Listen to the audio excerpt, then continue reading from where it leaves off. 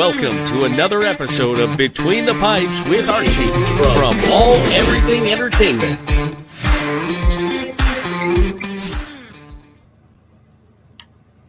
What's up, guys? How's it going?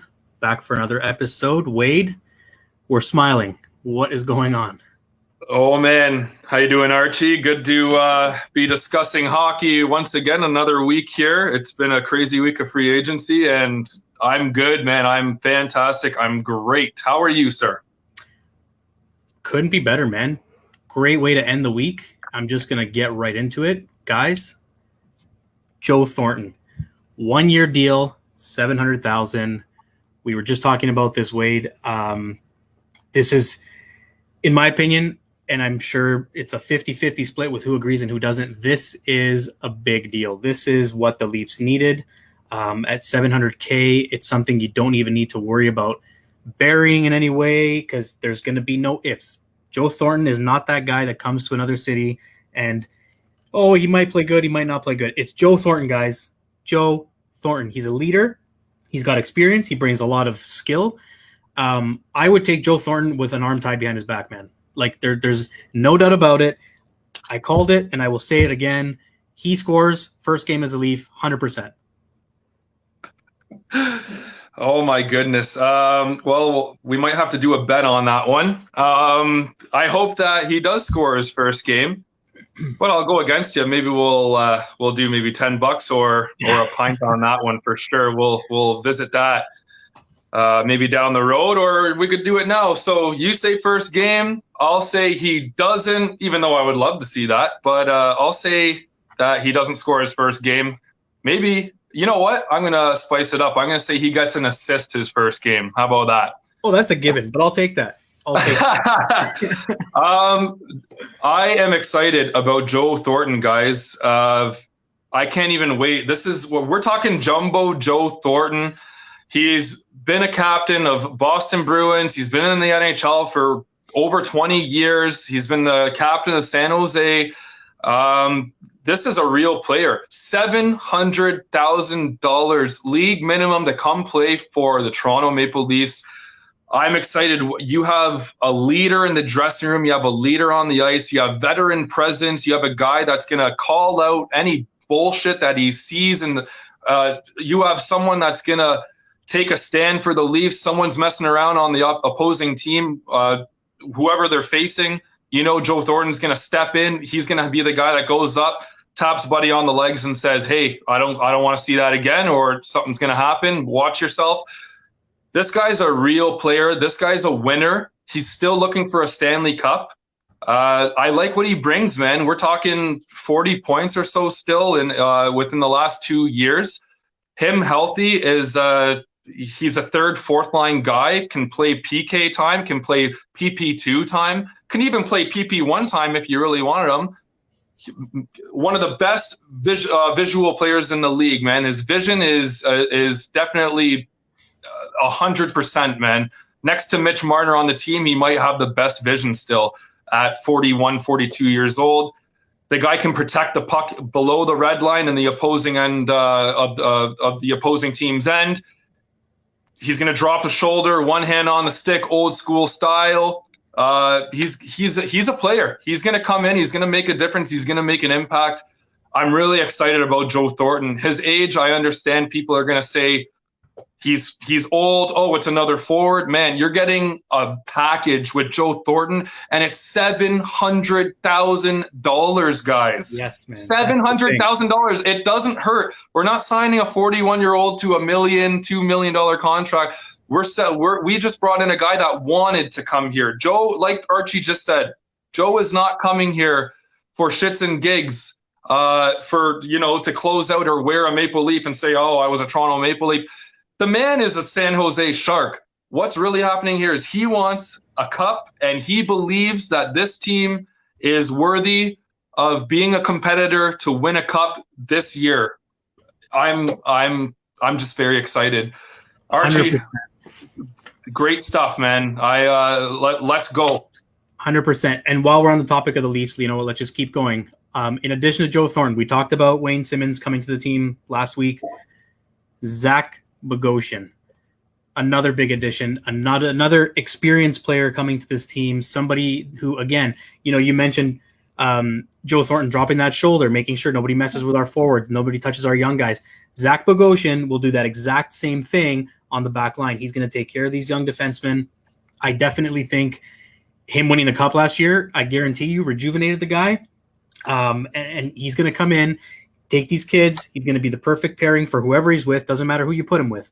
He's bringing in the experience. I would probably put him with, I wouldn't put him anywhere near Riley because Riley's got his thing. But if I'm looking at Bogosian as a defenseman, you probably want to put him with one of the younger guys. I don't know if Liljegren's going to make the team or not. Justin Hull, I'm not sure where he's going to sit with this team, if he's still a Leaf or not. Rasmus Sandin is another option. But I mean, whoever you put him with, he's a guy that will take any of those young players and turn them around, teach them the game, teach them the ropes. Nobody's going to mess with Freddie Anderson. I can guarantee you that. Bogo.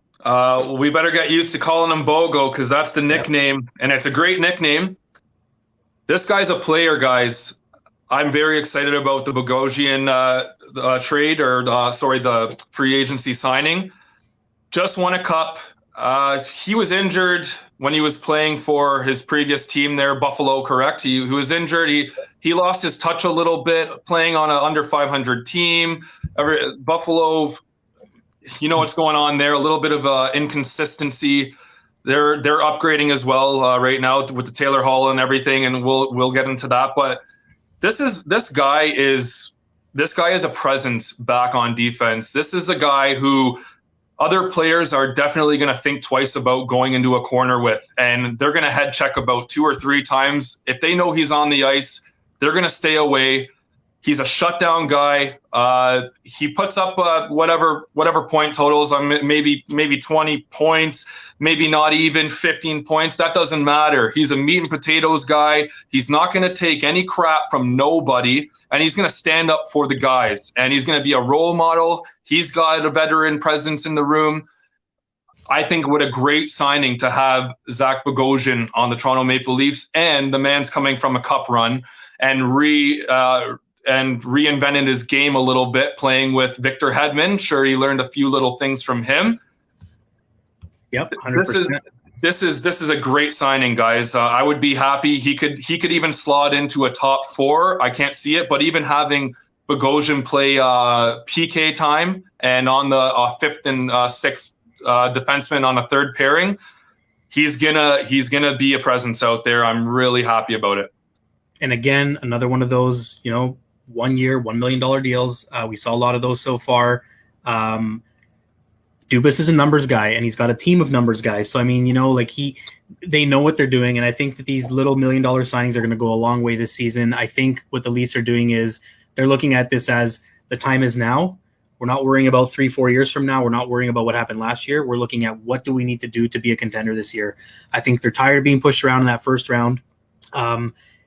Physically was the main thing that they addressed, and I think they did a great job with adding who they did, and just old school grinders like hockey players, you know what I mean? And in addition to Zach, we're going to keep going. Jimmy Vesey, we knew he was on the Leafs radar when he signed with the Rangers, fresh out of university. I know that he didn't have the best numbers or anything to write home about, but he didn't have the bad numbers either. Averaged 30 points a season. His plus minus wasn't the greatest until he hit Buffalo. He was a plus 12, and we were talking about this before. A plus 12 on a really crappy Buffalo team. That says a lot. So imagine coming to a Toronto team now, 27 years old, 6 foot, 200-pound, big boy. I mean, yeah, he looks like he's 12, but you know what? It doesn't matter. He's a big body. He's going to help these defensemen out a lot. And I think that the wingers, is that they were talking, there's a good chance he might be playing on the side of Austin Matthews. Imagine the chance this guy gets now coming to a Toronto team where his dad's a scout, his younger brother was scouted by the Leafs in 2014, and now he's playing for the Leafs. On the left wing, playing alongside potentially one of the best players, if not the best player in the NHL, in that age class, Austin Matthews. What do you think he's going to do up there? Jimmy Vesey really intrigued me when we signed him. We got a kid, like you said, 6'2", over 200 pounds. The kid's a beast, man. He's a former Hobey Baker Award winner. The Leafs were actually looking for him before he signed. He signed for the New York Rangers there, and trust me, that hurt as a Leaf fan a little bit because I really thought we were going to grab him. New York Rangers weren't the best team a few years ago. He played on there for a few years, 3-4 years or whatever, and then played Buffalo recently. But like Archie said, this kid still he averages about 40 points or so.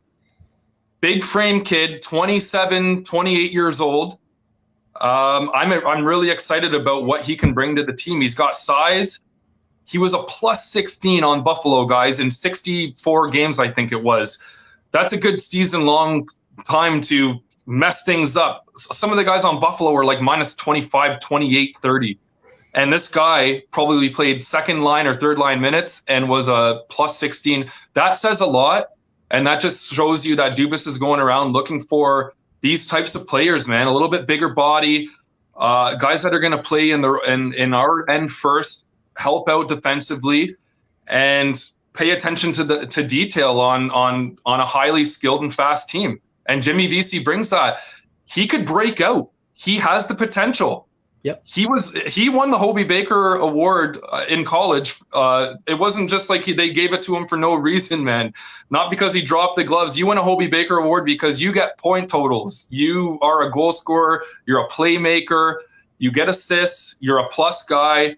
And we have that in Jimmy Vesey. I'm really looking forward to see what this kid brings. He could even slot up into the top two lines. You never know. Maybe this kid breaks out, like you said, plays with Austin Matthews or Tavares and starts putting in those points, man. And we'll have a gem in a rough if Jimmy Vesey scores at least 40 points for the Leafs this year. And I guarantee you, man, I'm saying it now, this guy will be over a plus 10 with the Leafs. And that's a big, big number for Leafs fans right now. Yep, I agree with you 100% on that as well. I think he is going to come close to, if not exceed, that 40-point limit this year. And I do think he's going to have a breakout season with the Leafs and potentially work his way towards an extension with them. You never know. And it'll be a great addition. And I think he brings a little more speed and grit to that line, whichever line he plays on. But if he's with Matthews, I think it's definitely an upgrade from Matthews playing with a Janssen or a Mikheyev if he comes back. You know what I mean? I think having VC up there will make a difference for Matthew as well. And all in all, like I said, all these moves that the Leafs have made so far this year, normally I'm one of the first to say, man, we did the same thing every year. We're sitting here with our hands in our pockets watching this team not improve enough. Kyle Dubas definitely exceeded my expectations. I thought Joe Thornton, as much as I wanted it to happen, I thought, okay, maybe it's not going to happen. He made it happen. And then he goes and gets protection in net and picks up Aaron Dell, another guy, 1 year, $800K. I didn't know much about this guy. We were talking before we came on the air, and you were saying, if Freddie goes down, if Campbell goes down, who do you rely on? We're not going to pull a Zamboni driver out of the crowd. This is real hockey we're talking, right?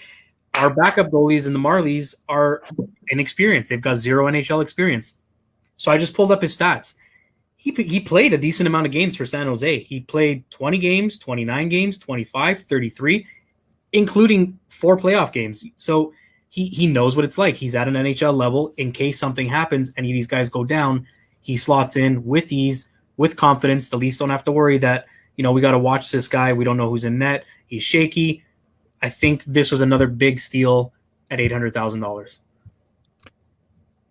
Archie, we were talking about this before. I think this is the sneakiest, undercover, most underrated move that Kyle Dubas has made. And a lot of Leaf fans will look at Aaron Dell. Okay, who is this kid coming over? We're signing for whatever he signed for. I know he's in the hundred thousands.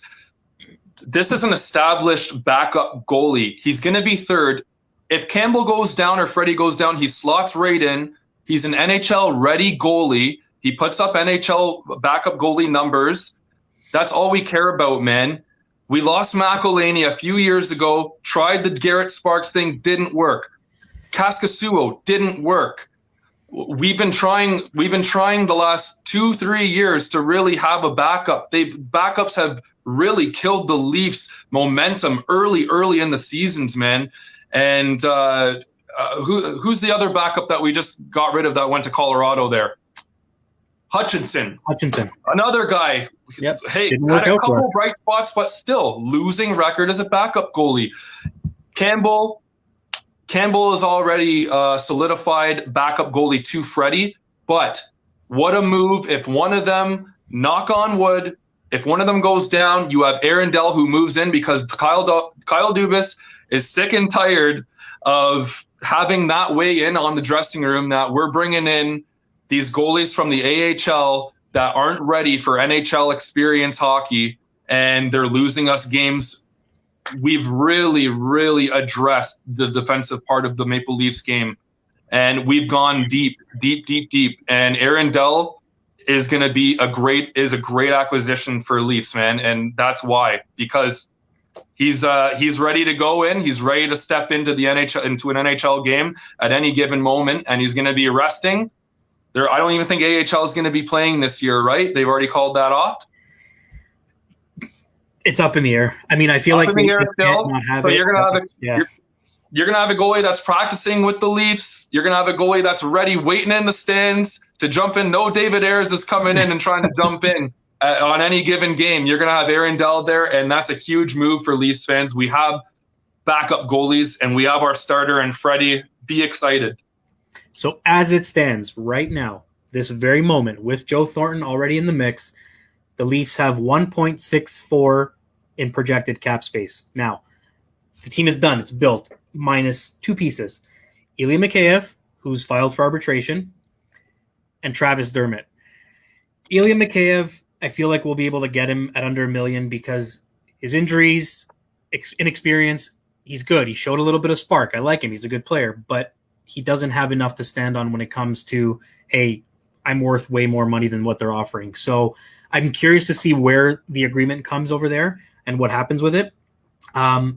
Travis Dermott, you and I were talking again before he came on the air. I think Travis Dermott, and the more I thought about it after you mentioned it, I think he's going to be the guy that may see exit from Toronto. Unfortunately, he's 23 years old. He brings not anywhere near as much edge as the other guys that he's competing against to get a job on that blue line. And we were talking about Rosen. Rosen's making $750, big boy, shows more grit, has more experience. So who do you walk away from? I mean, I think Sandin has a lot more promise in him, in his game, than Travis Dermott showed. So I think what's going to hurt Travis Dermott is the fact that he's not a big kid. He's not gritty. He doesn't go hard in the corners. And I'm just, unfortunately, if I see anybody being the odd man out, I think it's him. I'm pretty sure you agree with that as well. Yeah. Unfortunately, I like Dermott. I mean, I've been following the kid since we drafted him. I think we got him in like 2015 or 16. Travis Dermott, he got injured, came back. He never really looked the same. Sometimes that's just how it goes, man. That's how the cookie crumbles for NHL players. They take an injury earlier in their career or whatever, and some other kid comes up or some other kid signed over from Europe and they come over, and then you're just still not ready to go. Maybe Travis Dermott is going to be like the Travis Dermott we seen 2 years ago that had that potential, and we're like, oh my goodness, this is going to be the third best defenseman on a decent defensive team. Mm-hmm. Unfortunately, like you said, a little bit smaller, coming off injury. You have Justin Hall there too. Don't forget about Justin Hall. We were talking about how big he is. Justin Hall, 6'3", or 4, 200-pound kid. He's still young enough, whatever, 26 or 27 is his age. And he's a player that how old is Justin Hall? 28, yeah. 6'4", 210. I mean, you're bang on. Guys, some teams blossom. Some defense blossom. Like a defensive player, it takes a little longer to get acquainted to the NHL and the competitive edge that they need. And it takes about 27, 28 for you to really fall into the player that you're going to be, okay? And Justin Hall really stepped up last year. And I know that he's at about $2 million a year as well, right? So I can't see him getting shoved out, which leaves kind of the odd man out in the defensive part of it. And don't forget, you have Mikko Lehtinen lighten up the in Europe over right now, and he looks really good. I've seen some highlight reel of the kid. He's skating around. He looks like Nathan McKinnon playing with, or Sidney Crosby playing with minor leaguers over on the team that he's playing with right now. So you have that kid coming in, potential. He could jump right in. Travis Dermott, man, really love the kid, man. He wore the Maple Leaf with pride. A lot of upside to his game. He's kind of a puck-moving defenseman first, which is kind of what we already have in Brody and Riley. And unfortunately, he's making the money that we might need to clear. And that might be the way it goes. We'll see what happens, right? Only time will tell with this one, but I totally agree with you. He could be the odd man out, and unfortunately, the injury might have really decided that for him. Yep. So we'll move along away from the Leafs. The excitement's there. I can't wait for whenever the heck the season starts. We'll talk about that as well. Some of the rumors that I've heard with regards to starting the season back up. Some other interesting signings.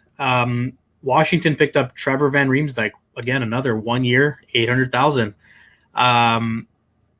I don't even know how good he's been doing, but I feel like a year, $800,000 for Washington, not a bad pickup.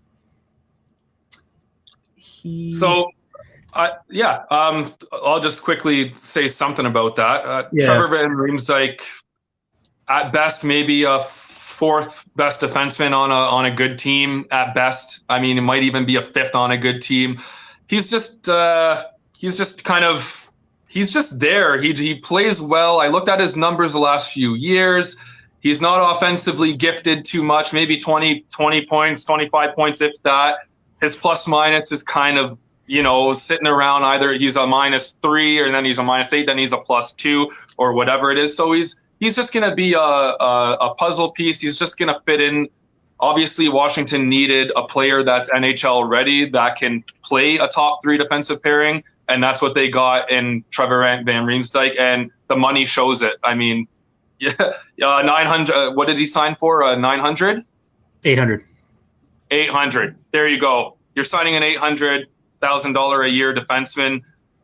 It's not really gonna make your lineup any worse or any better. It's just gonna be a fill-in player to keep Washington rolling. That's what I get from that pickup.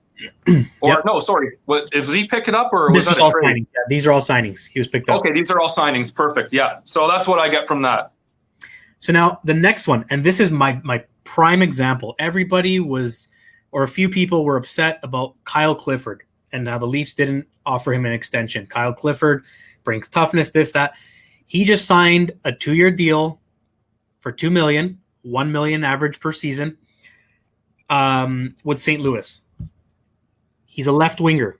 You look at what we've just put into our left wing. Jimmy Vesey, $900,000. Way more skill than Kyle Clifford when it comes to playing the game. Wayne Simmons, 1.5, 1-year deal. I think just between the two of them, you're looking at a definite upgrade from Kyle Clifford. I mean, I loved the idea of Clifford. I just don't think that Clifford came into this team at the right time. And unfortunately, he didn't have enough of a chance to even to get into his role and know his role. I hate to compare him to this guy, but I feel like, I mean, let's not compare the contract because that was the worst one the Leafs ever signed. But David Clarkson, when he came to Toronto, I don't think that guy knew what his role was supposed to be on the team. If he was coming to be a goal scorer or coming to be a grinder or to be a pain in the ass to play against, he was a very expensive gamble that thankfully the geniuses in Toronto were able to get rid of. But Kyle Clifford, I think, is definitely replaced with what we got, with much more talent and much more skill up front. Archie, I don't even have to say too much on that one because I totally agree with you. Kyle Clifford, I really liked him. He brought the competitive edge. You could tell he always said in his interviews, I'm a hockey player first and then a fighter after. He came into the Leafs. I think that he knew he was coming in to step up for the boys, drop the gloves a little bit here, tissel and tassel with a couple of, just kind of be the try to be the agitator a little bit, get under guys' skin, and overall just back up the boys. But yeah, you start signing Jimmy Vesey's and Wayne Simmons and Zach Bogosians, and players like that. Unfortunately, you don't need a Kyle Clifford anymore. And as much as Kyle Clifford thinks he's a goal scorer and a point getter first, he really is a third and fourth line guy. Not to knock on him or anything. He's still a great player. I mean, he had the guy's puck handling skills were actually a lot more, I thought they were better than they were telling Leaf fans about when we did trade for him. Yep. It is what it is, man. St. Louis needed another guy. They had Pat Maroon at one point. That's kind of like Kyle Clifford's a little bit of a downgrade from a Pat Maroon in a sense, but same kind of effect, same kind of player. St. Louis needed that. And St. Louis needed some toughness too, losing Peter Angelo. So thank you, Kyle Clifford, for stopping by. And Unfortunately, we didn't utilize him the way. And like you said, I don't think he really knew his role here because of the way he was talking about how he was going to be used. And he only played maybe like 4, 5, 6 minutes max. I think he was hoping to play at least 10 minutes a game here. Just didn't work out. Wrong time, like you said. And I didn't even have to say anything, Archie, because you basically said I just went over it. So I'm just wasting time. So we'll go to the next one. So another Canadian team that's been spending big money is the Ottawa Senators. So they picked up Dadonov, 3 years, $5 million a season. Now we had one of our viewers join in here, John Suggs. Thoughts on the Ottawa Senators inking Evgeny Dadonov to a 3-year deal, $15 million deal for the Panthers? Huge pickup. Absolutely. I think Ottawa's gotten to a point where Eugene Melnyk has had no choice but to improve this team before people start trying to burn down his house. We saw last year people actually bought advertisements on billboards to get him out of town. Nobody wants Melnyk. Everybody was ready to just walk away from this team because they don't like the money being spent. He came out and said that he was building – he wasn't looking to build a team based on money. He was building a team based on an investment. Didn't sit well with too many people. This year he goes and spends a ton of money, improves the Ottawa Senators by far. They had the 2 early first-round picks in the draft of very potential NHL-ready players. Although he did something that made me laugh. He came out on TV and says the Ottawa Senators will win a Stanley Cup in the next 4 years. Not happening. Not happening. Not in my opinion. I like the additions they made, but that's bold. That's bold, Melnyk. Archie, can you check the volume there? Because all of a sudden mine turned down, so you're pretty hard to hear right now. I'm all the way up. Okay. How is it now? Yeah. Okay. Should I get out and then try to come back in? No, 1 second. Sorry, guys. We're just going to try to figure this out here in a sec. All right. How is it now? It's still the same. Still the same. I had a phone call come in, and then I just rejected the call, and then all of a sudden the sound went down. Okay. Back out and come back in. Okay. Sorry, guys. Okay, so yeah, John, absolutely. Big deal for the Sens. I think it's a huge signing for them. And again, along with all the other signings they've done. And then, of course, you mentioned here, they'd also got Matt Murray from the Penguins. They've improved their goaltending after walking away from Anderson and adding a bunch of players. So, yeah, I think Ottawa is definitely not going to be a team to sit back on. I think the Senators are definitely going to be a much more improved team. Hopefully adds to the Battle of Ontario, makes that a little more exciting. Because we definitely see that the Senators have gone out and done better. We're just going to bring Wade back in here. Okay, volume's good. All right, perfect, buddy. That was the trick. All right, so John, to answer your questions, yes, they added Dadonov, they added a bunch of players, they got Matt Murray in after walking away from Anderson. I think the Battle of Ontario is definitely going to be a lot more exciting to watch. Yeah, I like it, man. I like what Ottawa's done. They were kind of a tire fire in the last year or two. They had their cup runs there 3 years ago, and then all of a sudden their team exploded with a lot of stuff internally in the dressing room and whatnot, and with their owner. Finally, their management's starting to make some big moves. You got Tkachuk there. You just bring in Dadonov. The Matt Murray signing was genius. I mean, good for them to jump on that. I knew Ottawa needed a goalie. So for them to pick up Matt Murray, everyone thought Matt Murray was maybe going to come to Toronto. When the Freddie Anderson conversation was coming up, I'm actually kind of happy we didn't take Matt Murray, because I know that even though he is a good goalie, he's still a little bit inconsistent, because Tristan Jarry came in Pittsburgh and stole his spotlight. Anyways, I think that Ottawa is upgrading and they're doing a great job. They got a lot of picks in the last couple of years, especially in this draft. Mm-hmm. The Battle of Ontario is definitely one of my favorite things to watch. As I'm not a big guy on the Sens too, just from the Alfredson days, and my old man has been yelling at them and stuff. Chara used to play there. I remember those early 2004 teams. You guys were or 2000s teams. They were really good, but. Yeah, I like what they're doing. They're going to be competitive. They got a goalie again. And, they got Shabbat back there handling the defense. He was a player that I really, really enjoyed watching. And they're going to start really showing their true colors in the next couple of years. They'll be up there. And the East Coast, that being said, is looking really hot right now, man.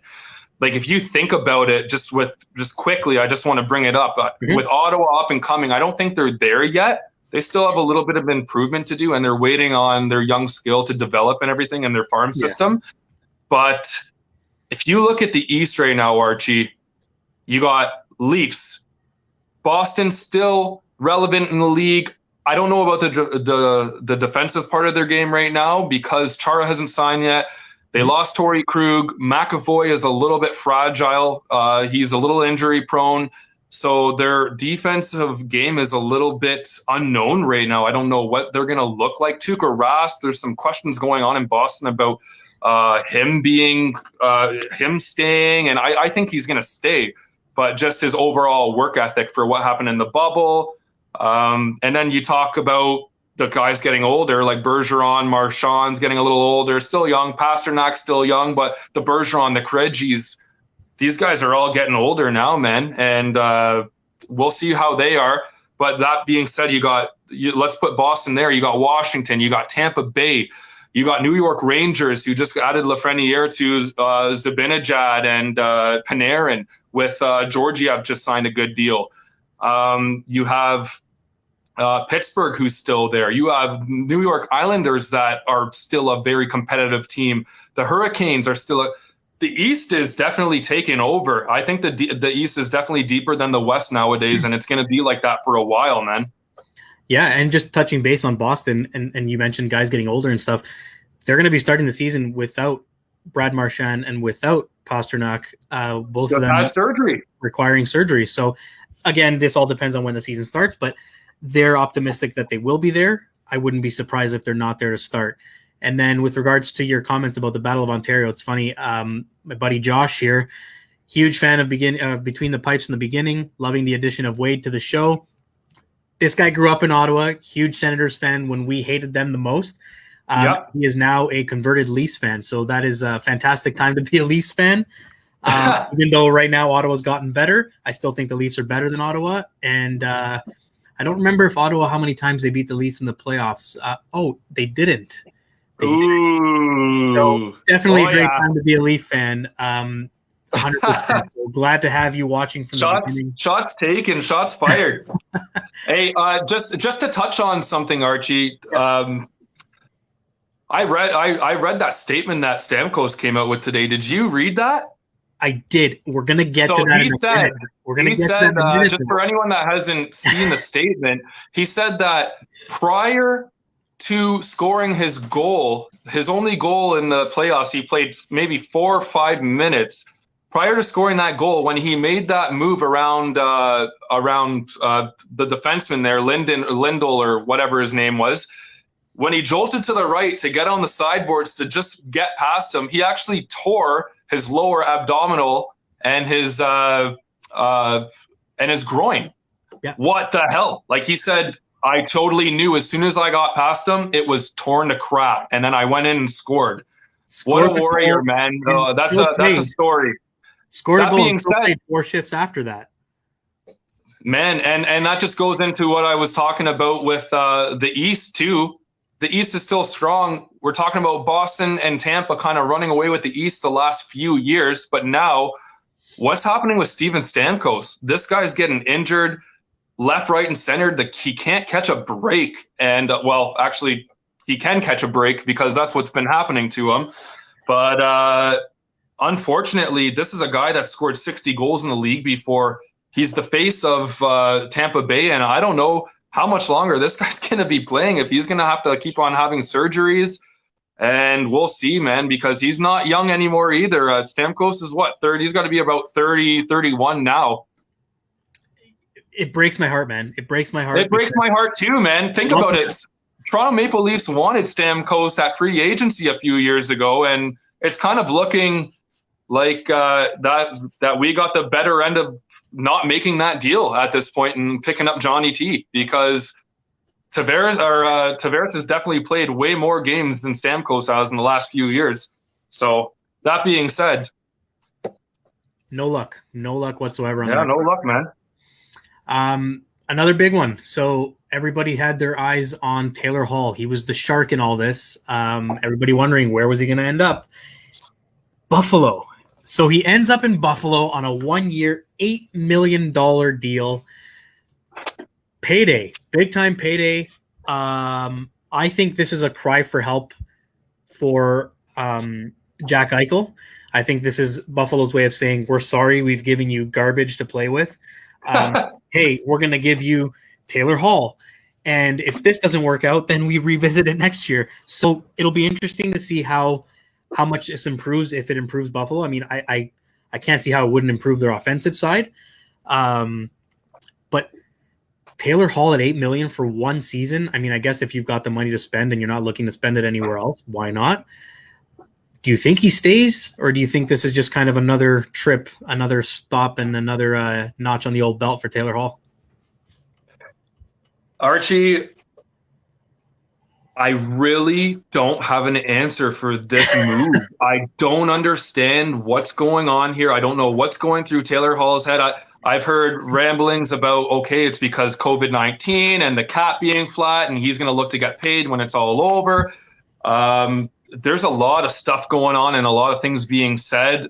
If you hear what Taylor Hall said in his statement about going to Buffalo, he wanted to go to Buffalo. He's happy that management gave him the call and want him as a player. He's happy to go play with Eichel, but you're programmed in the NHL to say things like that and answer on the media for just exactly the way he did. So I don't know what he's doing there, man. He's signed with Buffalo. Buffalo has Skinner to a crazy contract. Skinner's making $9 million a year.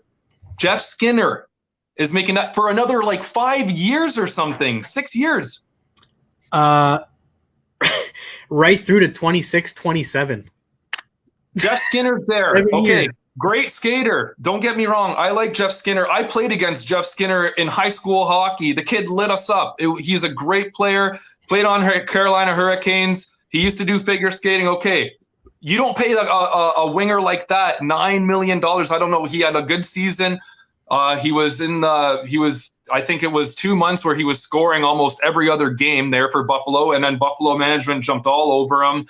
But as far as Taylor Hall going there, you have Reinhart, Skinner. I think Okposo's still there, but he's fragile and he's washed. He's a washed. Sorry, Buffalo fans. He's at $6 million for 2023. I'm just gonna make a prediction because I really don't know. I'm on the fence about if he's gonna stay or not. Before I do this prediction, I'm going to say I don't know why he didn't go to Colorado, because I thought Colorado had the cap space at the time. And Taylor Hall in Colorado, playing with the McKinnons, Rantanens, the Kadris. I mean, he played with Kadri in the juniors at one point.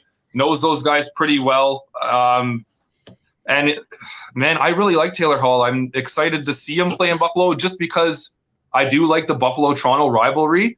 And Buffalo always starts out so hot, and I'm like, okay, it's going to get heated. Buffalo-Toronto rivalry. These are great games. You have fans in Buffalo from Toronto that are taking over. And I'll make my prediction now. Taylor Hall is going to leave Buffalo after this year, and he's going to sign for a contending team. And I don't care if Buffalo even makes playoffs this year. I just think Buffalo's been a tire fire. Their management's done them wrong, man. They were even talking about shipping out Ristolainen recently. I mean, there goes Bogosian. There goes, you were talking about shipping out Ristolainen. What is Buffalo doing? Are they going to rebuild? Like, I don't know. If they don't make playoffs this year, guaranteed Taylor Hall walks. He might have a little thought, a little bubble in his head saying, ooh, if they make playoffs too, oh, maybe I will stay. I built a friendship with Jack Eichel. I like the guys here. But it's also Buffalo, man. There's way better hockey markets for a caliber player like Taylor Hall. This is an MVP of the league 2 years ago for New Jersey. I don't know what's going to happen, but I will predict that he doesn't go back. He signs with the contending team, and he signs a max deal. Whoever is going to give it to him, I don't think he even cares where. I think he's just going to take the money because it's his big signing contract. In an NHL career, it's always around the 26-year-old, 27, 28 when you cash in. And it's his chance to cash in. So whoever gives him the money to do that, he'll take it. If Buffalo gives him the money to do that, I mean, I don't know, but I just don't see him staying in Buffalo. That's my prediction. You're giving him more time than I am. What do you think? You're giving him more time than I am. I think at the deadline, he's gone. If they are not contending for Stanley Cup playoffs, if they're out of the loop and they're under 500, I wouldn't be surprised if he got signed by another team for sure. Because depending on the management of Buffalo, if they've talked to him personally and said, hey, we kind of got to know here, let us know what your agent's thinking, what you're thinking. Are you going to stay or not? And if he gives an unknown answer like, oh, I don't know, I'm going to wait, they're going to move on. They're going to trade him. They're going to get whatever back for him. And that'll be that. So it is what it is. It's a gamble is what this move was, is this pickup. So we'll see what happens. Speaking of gambles and big crazy money being spent, this is the one that blew my mind today. Brendan Gallagher, 6 years, $6.5 million a season by Montreal. I have no words for this one. I feel like a couple of years ago they were talking about trading the guy and how he's a cancer in the change room and he's a problematic kid and he's mouthy and this and that. Maybe he was young, maybe that's what it was, but 6 years, $6.5 million. My buddy Igor is a huge Habs fan.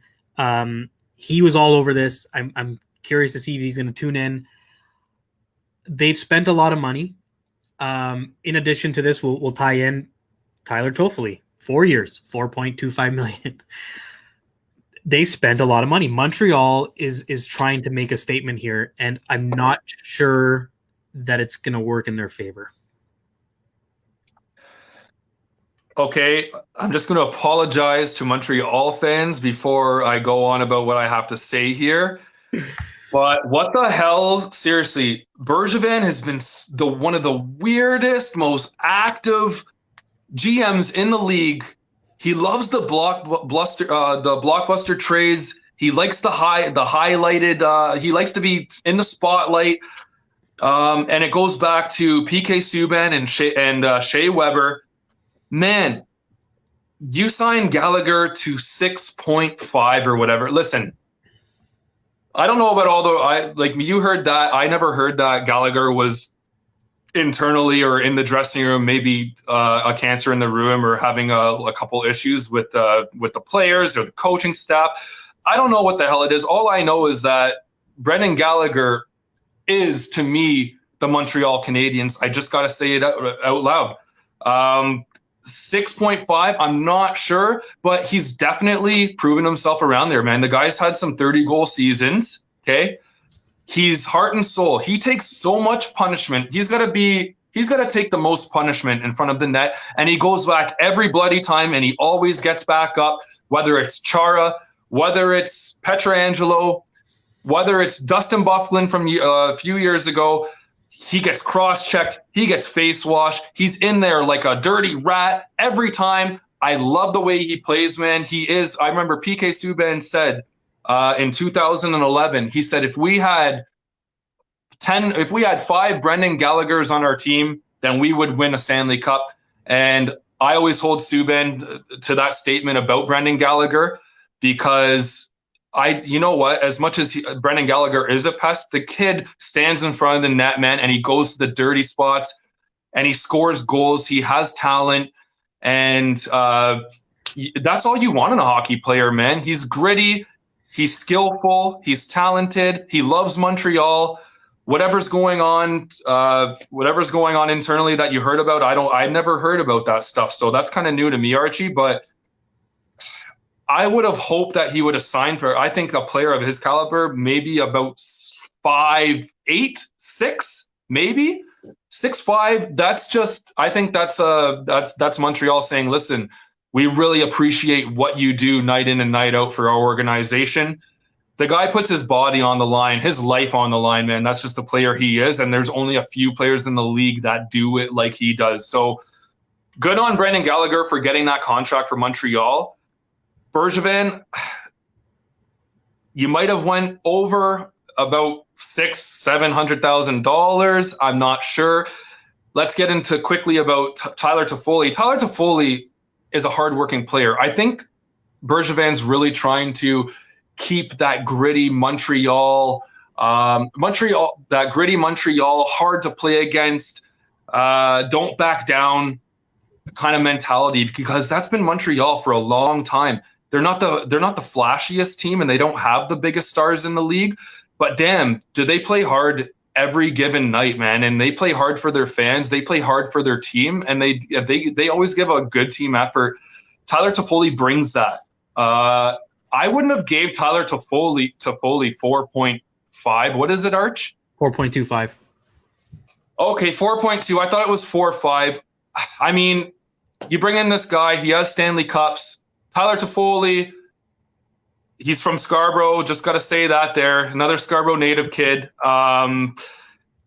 He's a good player. He's not the flashiest player. He's not going to score you 50 points. He's not going to give you, I mean, he'd be lucky to get 45. I think he's around averaging about 40 points or so, maybe 35, 40 points. So he's going to be a third line guy, maybe a second line guy just for energy.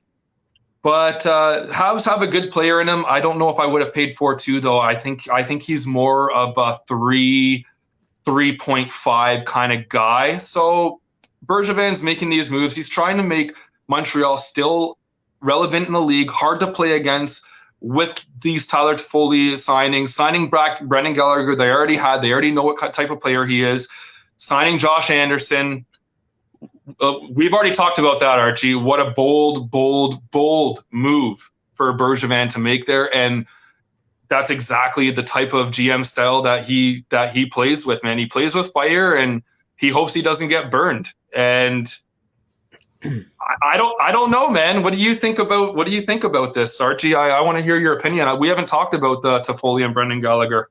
So I'll just go back to our comments here. John, again, Canadians have extended their relationship with Gallagher. He says he doesn't think it's a good idea, not worth it in his opinion. I feel the same thing, and I feel like I lost respect for him last year or this year in the playoffs when that whole thing happened with the broken jaw. I don't buy it. No way. You got a broken jaw, you go back to the bench and you're yapping, you're flapping your gums like nothing. I don't think his jaw was broken after watching that hit several times from different angles. There was contact definitely made with the head. I don't think it was with his jaw. I saw like 3 or 4 different angles. Talked to a few Montreal Canadiens fans, and even they kind of said, contact was made, no question. But the fact that he was bloodied and stuff, I think it was more he bit his lip or something when contact was made.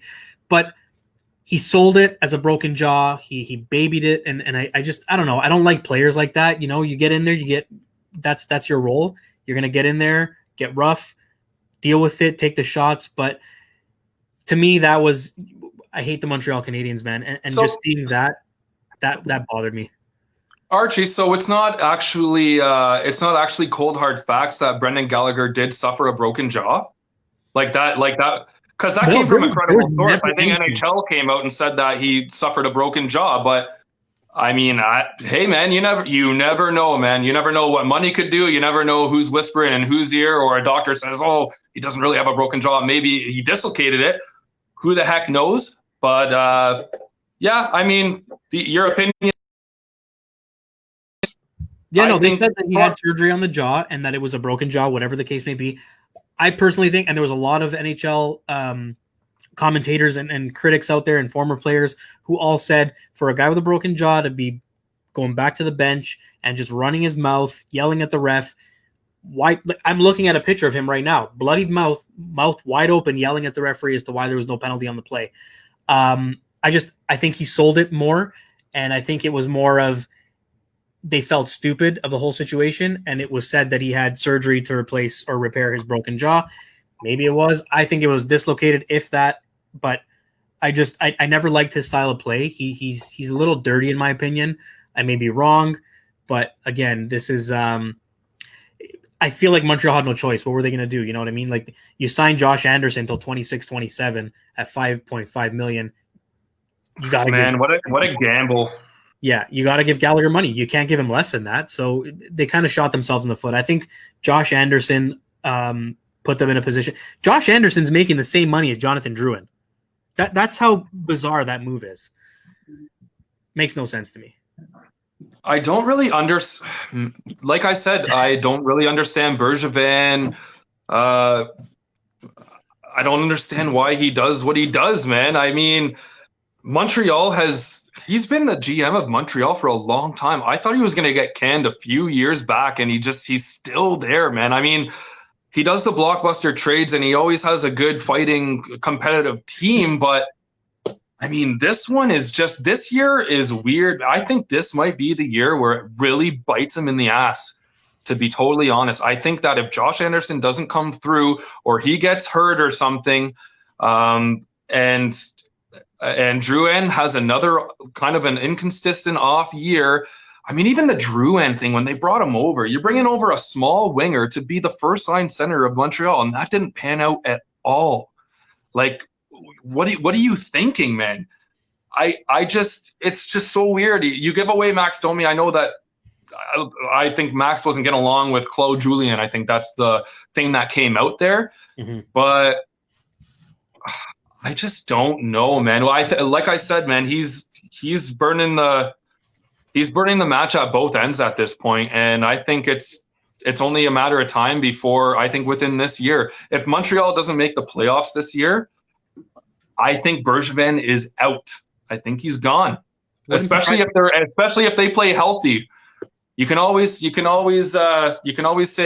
if you're a general manager or a coach or something, oh, well, my players weren't healthy this year. If that's true, hey, if you have banged up guys and they're stars or, really important pieces to your team, then you have that argument, and you can win that argument in a sense, right? It could go both ways. But if they stay healthy, Archie, and they don't make playoffs this year, I think it's time for Bergevin to go.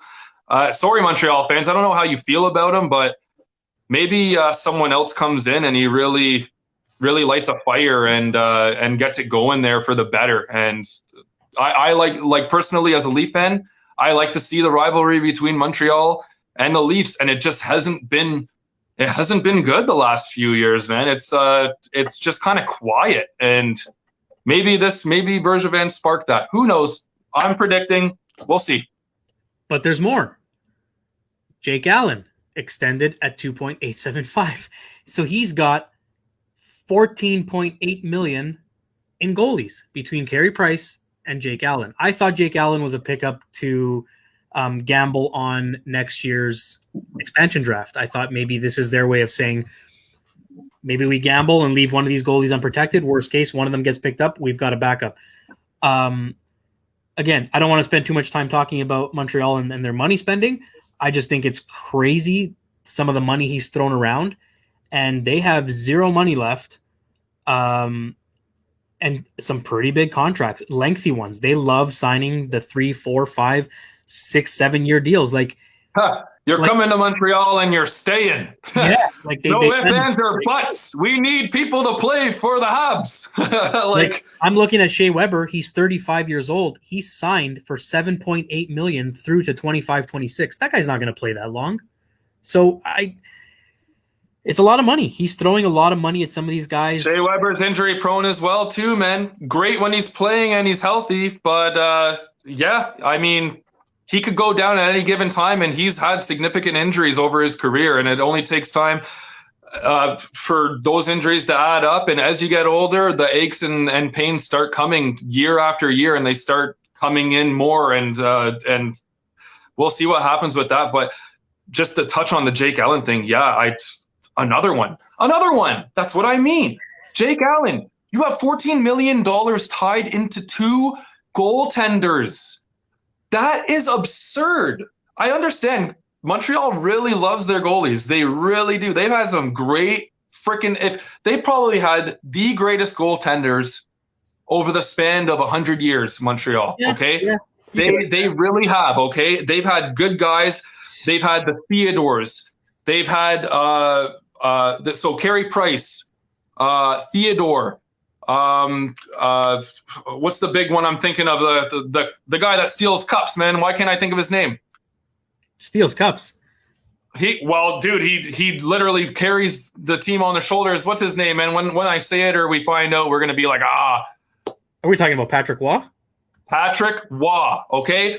They've had the greatest goalies, and I'm not even going further into 70 years ago when they had whoever back then that probably stood on his freaking head and took pucks to the eyeballs and whatever. But they like their goalies. But $14 million to spend on 2 goalies, and one of them, I don't know what they're doing, man. You couldn't sign a decent backup for $1.5 million, $2 million,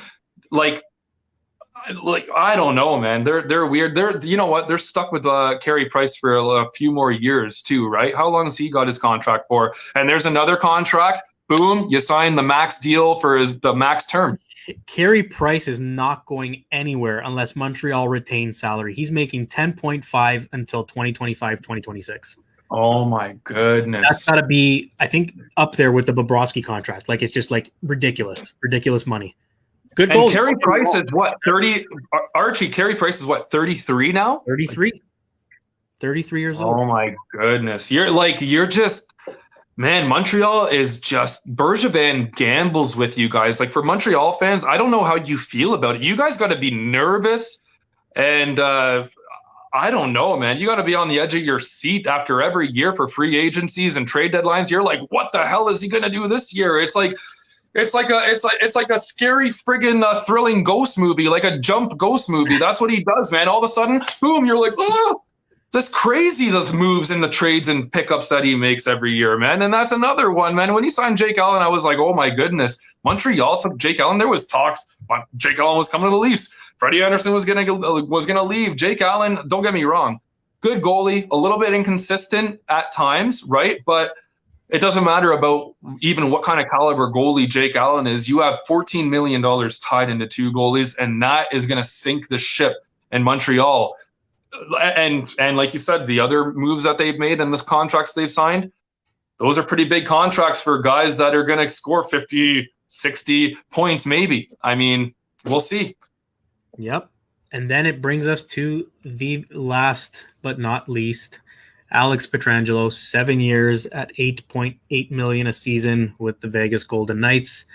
I don't want to say I'm happy. I'm not upset that the Leafs didn't get him because, like we said before, for the Leafs to have landed this guy at this kind of money, we would have had to have moved Mitch Marner or William Nylander. You know what I mean? And to sacrifice that for Pietrangelo, I don't know that I would have done it. So I'm kind of happy that the Leafs upgraded in their own ways and they had a plan B and they actually stuck to it and definitely made it work for the money. But Pietrangelo cashes in big, man. $8.8 million over the next 7 years. I just want to spiderweb off of what you said before I get into the Pietrangelo signing. But what I really like about what Dubas has done quickly, Archie, is he's really adjusted accordingly. He's only been a GM in Toronto for 2 years, right? But he is on file saying, what's going to happen for the NHL. His projections were he's a statistical guy, speed, skill, talent, wins hockey games, wins Stanley Cups. He thought that was the direction that the Stanley Cup was going to be won in the next few years, because the game is changing. Not a lot of hits being made, more penalties being called for little contact and everything. So the game is changing, right?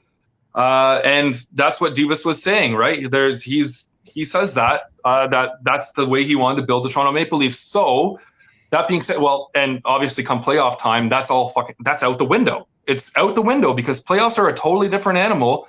And I'm just kind of happy that Dubas is making the right and proper adjustments, and he's addressing the grittier type of players that are going to go dig pucks out of the corner and that are going to make hits and sacrifice the body. Yep. We got stronger and tougher and bigger.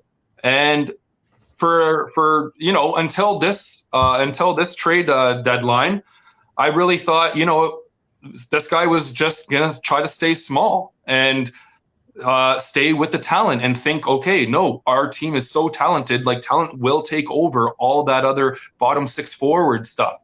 And he adjusted, and I got to give my hat off to him that a guy like him, a young guy, I wouldn't say he's arrogant or anything, because I don't know him like that or whatever, but he's a young guy. He's in the NHL. He's the GM of the freaking Toronto Maple Leafs. Okay. And he adjusted accordingly, and I'm really happy that he made all the moves he did. Quickly into the Pietrangelo thing, I don't even have much to say about this, dude. Obviously, they were a few $1 million off in St. Louis, right? Yep. He definitely wanted to stay a St. Louis Blue. That's first priority, is sign your captain back. The numbers weren't there. He knew he was being moved.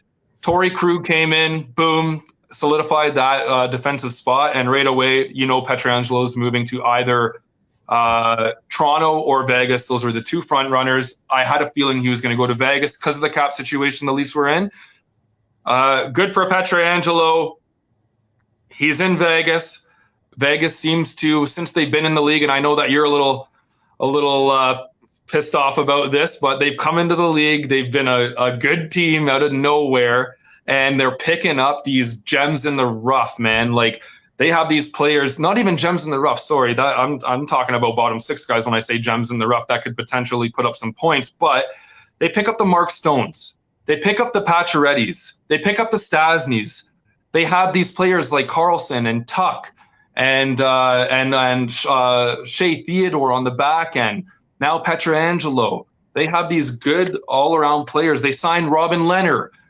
They're just finding these guys, and I think Pietrangelo really looked at the Vegas Golden Knights, compared the two at first before the Leafs cap situation really just kind of blew up, and he knew he was going to Vegas. But Vegas was the team that could sign Pietrangelo. Bottom line, they're the team that could afford him. It's an intriguing place to go play. You're in the entertainment district of the freaking world, so that's kind of cool. They've been knocking on the door since they've been in the league. They went to the Stanley Cup final their first year of existence, and they've been a good team since. And Pietrangelo is going to make a difference there, and I'm happy for Pietrangelo. He's a good Canadian kid. He deserves a big payday. We won a Stanley Cup. And I will agree with you, Archie. I'm happy he didn't come to the Leafs, because we would have had to give up more than Leafs fans wanted to. And we're sticking with the high offensive talent and skill that we had from before, but we traded away the other guys like the Kapanens and Janssens that were also highly skilled and talented kids. They had to go. They made the right amount of money for us to bring in the Wayne Simmons, for us to bring in the Bogosians, for us to bring in Thornton, to sign back Spezza, and to sign Jimmy Vesey. The Leafs got bigger and better.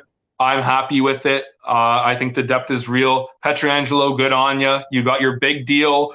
You're 29 or 30 years old, and he maxed out. He signed good term too. What, he got 7 years? Yep.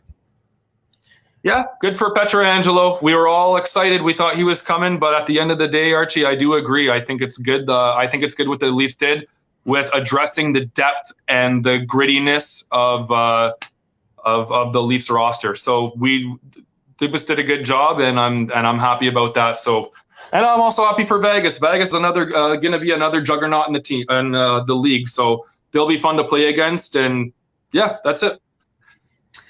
So we shift to something that just came to my attention that I think literally just came out with regards to the plan for this coming season. I'm going to share this. This is very interesting. Okay. So this is what they're projecting for the upcoming season with the divisions. It's going to, the NHL's going to be in 4 divisions, with Canada being considered its own division. This is crazy. Everything. We've seen this coming though, Archie, just because of the border crossings, COVID-19 protocols and safety. USA border, Canada border still closed, and it doesn't look like it's opening anytime soon. The Vegas Golden Knights GM came out recently on interview and said that, Canada's probably going to have its own division. Understandable. Look at it. I love it. Metropolitan, Pacific Central, Canadian. The whole country. It's amazing. So we're going to see a lot of Canadian teams play each other. Like, this changes everything when it comes to the teams. I know we have American followers, but this is very interesting, but it's also very cool. Yeah. I know Americans love their American teams too, but Canadians love Canadian teams too. Not to mention, I've mentioned this last show, Canada hasn't won a bloody cup from the Americans since '93. And who was it? The Montreal Canadiens. Okay. You guys have had cups consistently for a long bloody time. It's 27 years, guys, to see all Canadian matchups, and Canadians follow Canadian teams. Right, Archie? We know that McDavid and Draisaitl are in Edmonton. We know that Monahan and Gaudreau and Tkachuk are in Calgary. We know that Pettersson and Horvat are in Vancouver. We know all the big names in the Canadian market, and it's going to be very, very interesting to watch the Maple Leafs go head-to-head with these guys consistently. They're going to play each other about 6 times each. And so this is what I'm saying. How do the standings work? Like, what's it going to be? You can't have top 2. Like, you know what I mean? Like, this is going to be very interesting to see how they determine and how they seed and how they come up with a playoff format. I guess that's something down the line they're going to try to figure out. But this is really cool. Like, I'm actually really excited about this if this is the plan. And it looks like I've seen now 2 images that have leaked about this. Here's the second one of pretty much showing the exact same thing. Yeah, right here with the map. So, oh my goodness, that they call the Canadian one the Northern Division in this one. Yeah. Oh my goodness, that is wild. Well, we knew this was coming in some kind of format. We didn't know which format NHL was gonna decide on, but this is. I'm not surprised. I'll tell you that much. That's how I feel. I'm not very surprised, but this is a big move for NHL. This is history in the making. You're going to have NHL teams. You're going to have countries. They're divided. You have all Canadian matchup. You have all American matchup. I'm pretty sure that what they're going to do is they're going to have the Canadians go over and play the division maybe out of a week or 2 out of the season.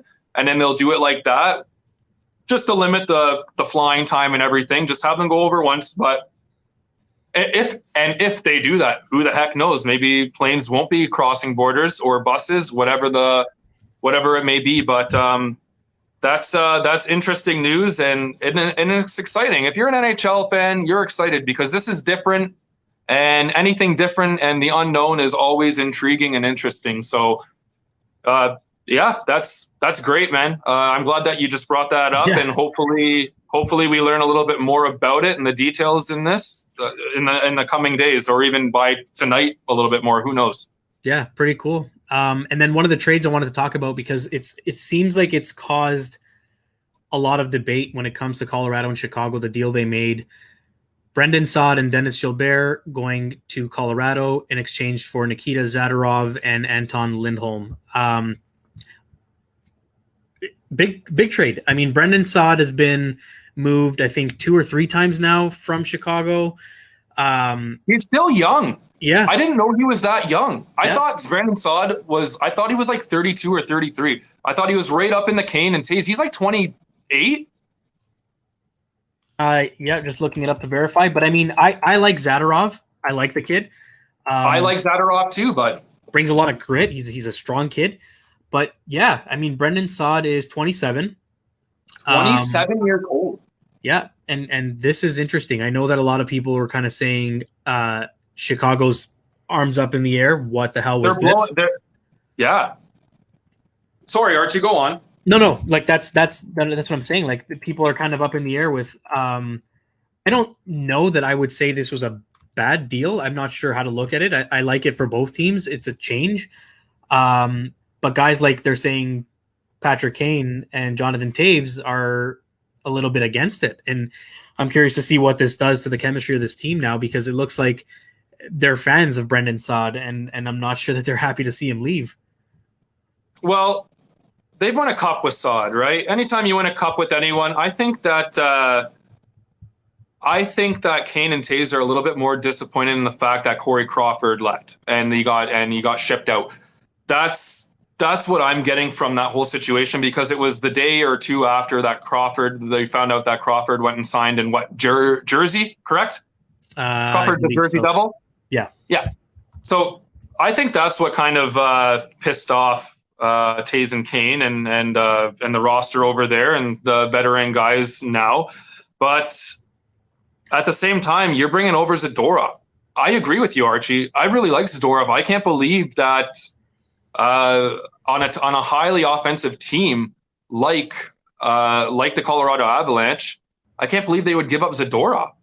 The guy's he's a great defenseman. He was a top 3 defenseman on their team for sure. Correct? Mm-hmm. Yep. I mean, so you're giving Colorado more scoring in a sense, and Saad hasn't been the Brandon Saad that we've seen from 5 years ago in the last few years. So I don't know what they're trying to pull there. I don't know if there was some money, if there was some cap issues for Saad or Zadorov had a contract coming up maybe next year, or I don't know what's going on with that trade, but I don't think it hurts Chicago, because Chicago's getting a defenseman. You have Seabrook getting older. Yep. And you have Duncan Keith getting older. Trevor Van Riemsdyk, he's gone from there, right? Yep. He's gone. So they need a defenseman. And the only way that they're going to keep, obviously, defense really helps you get your team to Stanley Cup finals, just postseason, right? You need defense first. And they still have offense. We were talking about it. They have the Brinkat.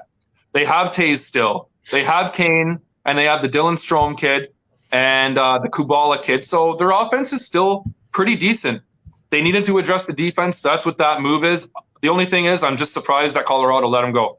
That's all. He's 6'6", 235. Big boy on defense. So I mean, he's sorry. Can you repeat that? Yeah, 6'6", 235 pounds.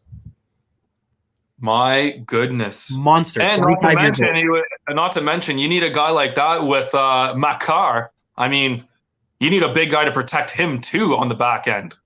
Yep. Yeah, that is very interesting that Colorado let go of a defenseman of that size. I mean, yeah, good on Chicago. Personally, I think Chicago won the deal. I'll tell you that right now. So if you're a Chicago Blackhawks fan, I think you won that deal, man. I think Zadorov I've seen him play. I've watched Colorado because they're a very, very interesting team to watch, and they're exciting. And McKinnon will definitely get you changing your remote to those channels if you have NHL.ca to watch Colorado games. But yeah, I think Blackhawks won that trade with Zadorov. I mean, 6'6", and over 200 first round pick in 2013. Your Tank's a Chicago fan, correct? Yes, he is, and he was. I'm sure you're gonna like, buddy. You better go buy a Zadorov jersey, because I know if I had a 6'6", 200 over 200 pound guy on my team, I would definitely be getting the jersey. He's fun to watch, man, and he's a really good defenseman. He's a top 3 defenseman on any team, so that's good. So I I was mentioning earlier my buddy, the Habs fan, Igor. So he's finally chimed in. So this is his first comment, okay? Coming from a Habs fan. Those hats are ridiculous, are absolutely ridiculous. What the hell are these things, man? And he adds, I'm not sure which one is worse. He's also saying incomparable to Montreal size. Not sure if he's talking about Zadorov, but good luck. Shea Weber's old. He's a bag of Rice Krispies. He adds Montreal, baby. Let's go. This is how this guy talks. Russian Igor. Used to work with him. Huge Habs fan. Funny guy. Big dreamer. He thinks the Habs are going to win the cup before the Leafs do. And don't worry, dude. We're big dreamers too. Okay, we think we're gonna win the cup every year, and then we're just disappointed. Hopefully, that doesn't happen this year. So, as much as Leaf fans and Habs fans hate each other, they've been in the same boat for the last few years. So, but yeah, so Tank, if you're watching, I think Chicago won this deal. I really do. I think they got the better out of it. And I think that having Zadorov is definitely going to be a better addition to that team than what they lost. Absolutely. Yeah. Good on Chicago. This is what an interesting trade center, trade deadline. This is amazing. This is going to go down in history as one of the biggest trade centers and pickups ever, man. This is crazy. I mean, wow. I can't believe free agency has been like this as any team. I mean, there's only a handful of teams that haven't done anything. So this is good. Habs have been making noise. The Leafs have been making noise. Everyone's looks a little bit different coming into next year, and that is definitely really exciting because we're going to see different jerseys numbers, different names on the back, and I don't know. I made a joke, Archie, recently. I said, "Oh, could you imagine if Zdeno Chara came and signed a $1 million deal with the Toronto Maple Leafs?" Sorry, Boston fans. I don't mean to troll there, but I'm just I thought that was funny. I know it would never happen because Chara definitely would not do that. So, but here we go, man. This is it's still free agent frenzy. Like this is the second week here, or this is a full weekend, and there's still stuff happening all over the league. So I don't think it's done. There's a few more players up on maybe not very noticeable or mentionable players, but there's still going to be some bottom six or fifth and sixth, third pairing defensemen guys that might be getting picked up or off waivers or whatever is going to happen because some teams are going to be over cap, going to have to waive guys, whatever the case may be. We'll see what happens. Absolutely. And guys, thanks again for tuning in. For anybody who's not sure where you can follow us, we're on all social media networks, all platforms. Just to give you a quick heads up, here's where you can find us.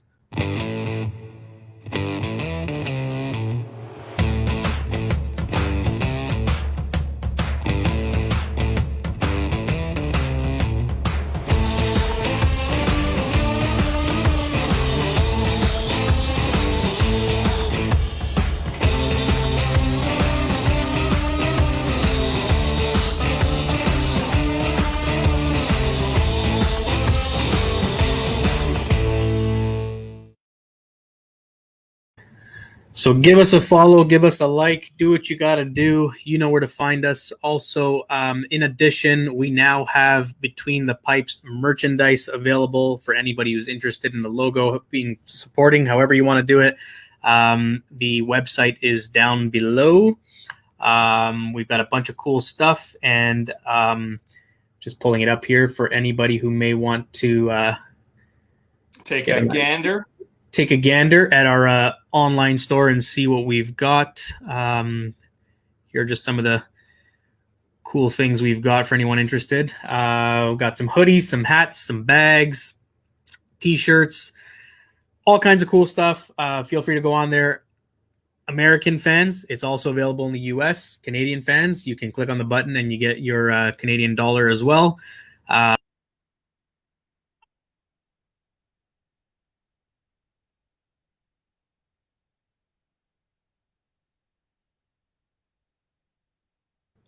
I just got booted out there for a second. So yeah. Okay. Well, welcome back. Yeah, so you got all that. Anybody who's interested, you're more than welcome to check it out and see what we've got. In response to your comment before about Chara coming to Toronto as a joke, of course, Igor had to chime into that as well. And I'm just going to post his comments here. He says, I'd be the first one in line to buy that jersey. No chance. No chance at all. Says he loves us. Great podcast. Ends it with these ugly combination of hideous colors. Get rid of that red dot in there and everything's good to go. A little bit of primary colors. Oh, yeah. Okay. I see what he's going on about. Very good. Hey, that could be the New York Rangers too, buddy. Hey, take it easy. But yeah, so that wraps it up. We are going to take a few weeks off unless something really big happens that's worth having a show on. I will definitely be keeping my eye on a bunch of things going on in the NHL, especially as things develop with regards to the plan to next season. Any details like that, we'll definitely go live and have a show to go over those details. If not, Wade and I are going to be getting together real soon to brainstorm and get some ideas together to bring you a better and more exciting and more engaging show for the upcoming season. So we will definitely be bringing that to you. As always, you can read a lot of our stories online. You can read the articles through our website. But yeah, so thanks for joining us. Thanks for tuning in again, and we will see you soon. Wade, any last words before we sign off? Guys, live hockey, die hockey, talk hockey, hockey in general, man. It's what we love to do. Known Archie for a while, and we're glad that we can do this. I'm glad Archie has me on board here to talk hockey with you guys, and honestly, it's my pleasure. So thank you very much. We're going to be on hopefully in the next couple weeks or whatever, and we'll continue on. I'm sure Archie will have the updates for everyone to follow, subscribe. We'll let you know when things are going down. And honestly, have a good night. TGIF. Thank goodness it's Friday, and have fun. Have a good night, guys. Archie, cheers. Hats off to you. Great show, buddy. Thank you very much. Enjoy your night, guys. Have a good weekend. Have a good one, guys. And just a reminder, Joe Thornton, happy Friday.